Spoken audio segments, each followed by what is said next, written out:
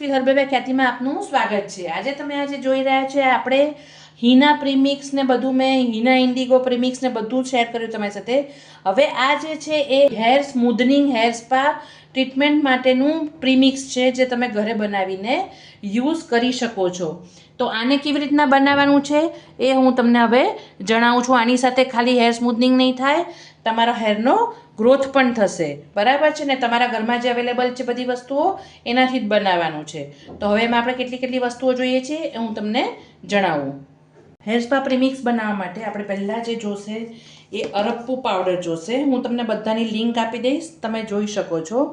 અને બધાની quantity same જ લેજો, 2 થી 3 ચમચી જે બી તમે લો એ પ્રમાણે તમે એક જ સરખી લેજો બધાની, જેનાથી તમને વાંધો ના આવે। અહીંયા મેં આ 4 ચમચી જેવું લીધું છે, બરાબર છે। એટલે આપણે અરપ્પુ પાવડર લીધો છે। અહીંયા બીજું હું લઈશ આ કેળાનો પાવડર છે। તમે અત્યારે કાચા કેળા લઈને એને સૂકવીને એનો છાલ ઉતારી નાખવાની અને એનો પાવડર બી બનાવી શકો છો। કેળા પણ વાળ માટે બહુ જ સારા છે અને તમને ખબર જ છે, મેં આના પહેલાં બી તમને કીધું હતું, કેટલા બી એવા મેં તમારી સાથે પેક શેર કર્યા છે કે જેમાં આપણે કેળાનો યુઝ કર્યો છે, હેર સ્પામાં અને સ્મૂથનિંગમાં જ યુઝ કર્યો છે। આપણે આ ડ્રાય પાવડર શું કામ આ બધા લઈએ છીએ, કેમ કે તમને ઇઝી પડે, જ્યારે યુઝ કરવા હોય ને ત્યારે સારું પડે। હવે આ પાવડર બનાવવા માટે મેં તમને કીધું એમ, અત્યારે કાચા કેળા આવતા હોય ને જ્યારે બી, ત્યારે તમે એના છાલ ઉતારી અને એને ઝીણા ઝીણા પીસમાં અથવા તો એને તમે એવી રીતના કાપીને મૂકી દો ને, સૂકવી નાખવાના। અત્યારે તડકો કેટલો સરસ આવે છે, બરાબર, તો એના કારણે બી તમારું આ સુકાઈ જશે અને આ પાવડર તમારા વાળને સ્મૂથ કરવામાં બહુ જ મદદરૂપ થાય છે। એટલે 4 ચમચી આપણે કેળાનો પાવડર લીધો છે। પછી બીજું અહીંયા આપણે લેવાનું છે એ છે હિબિસ્કસ એટલે કે જાસૂદના ફૂલોનો પાવડર। એ બી તમારા વાળ માટે તમને ખબર જ છે કે કેટલો ઉપયોગી છે અને એ તમારા વાળને એકદમ સ્મૂથ બનાવશે અને સોફ્ટ બનાવશે।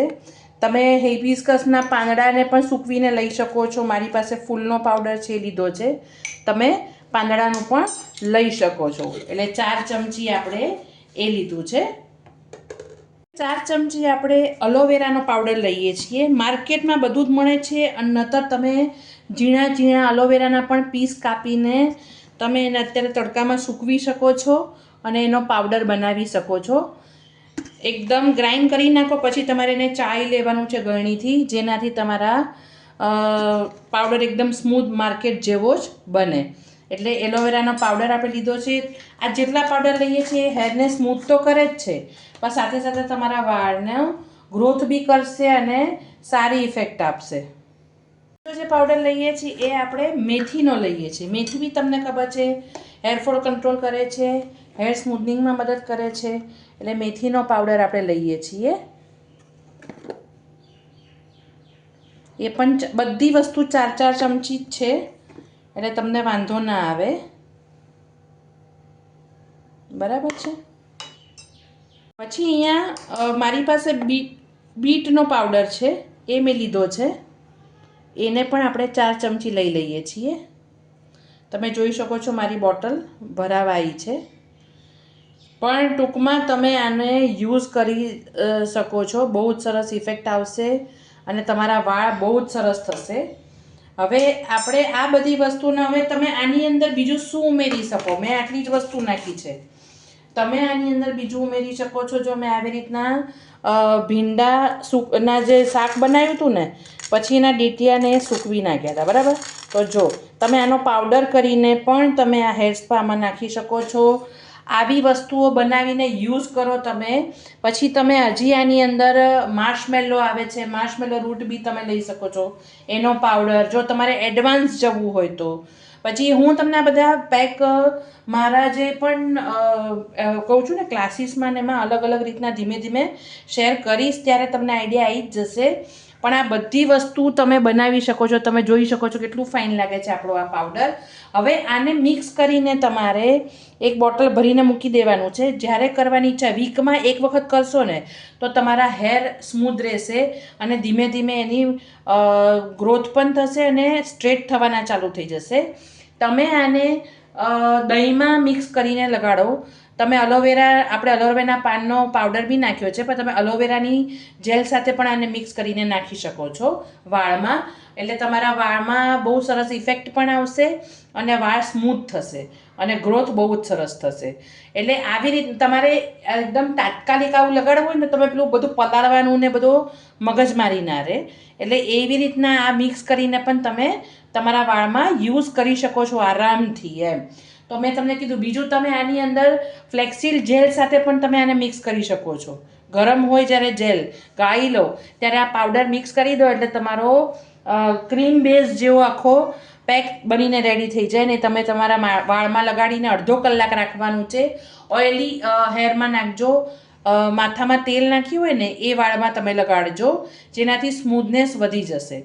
અને પછી તમે જ્યારે દહીં કે એલોવેરા જેલ સાથે મિક્સ કરો ત્યારે કોઈ પણ ઓઇલ, કોકોનટ ઓઇલ છે, જોહોબા ઓઇલ છે, ઓલિવ ઓઇલ, એ તમે એમાં 1 થી 2 ચમચી નાખીને પછી તમે વાળમાં લગાડજો અને પછી અડધો 1 કલાક રહીને તમે શેમ્પૂ કરી નાખજો. એટલે તમારા વાળ એકદમ સોફ્ટ અને સરસ થઈ જશે.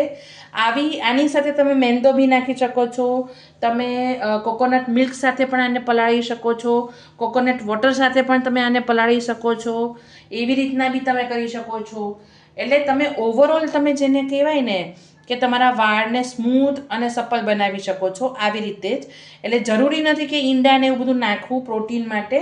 તમે આવી રીતના પણ તમારા હેર સ્પા કે હેર સ્મૂથનિંગ પ્રીમિક્સ બનાવીને રેડી રાખી શકો છો. બરાબર? તો મારા કહેવાથી આવી બધી વસ્તુઓ બનાવો. અત્યારે સિઝન છે, કોઈ પણ વસ્તુની સુકવણી કરવાનો તો ફટાફટ તમે સૂકવી નાખો.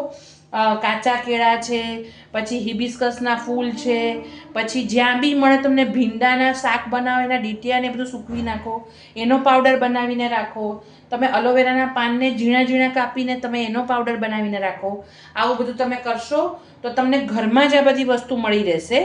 તો મારા કહેવાથી આવી બધી વસ્તુઓ બનાવો અને યુઝ કરો અને ફીડબેક મને જણાવો. તો આવા જ મારી ચેનલમાં વિડીયોઝ ને સરસ રેસિપીઝ ને રેમેડીઝ જોવા માટે મારા ચેનલને લાઇક કરો, શેર કરો અને સબસ્ક્રાઈબ કરો.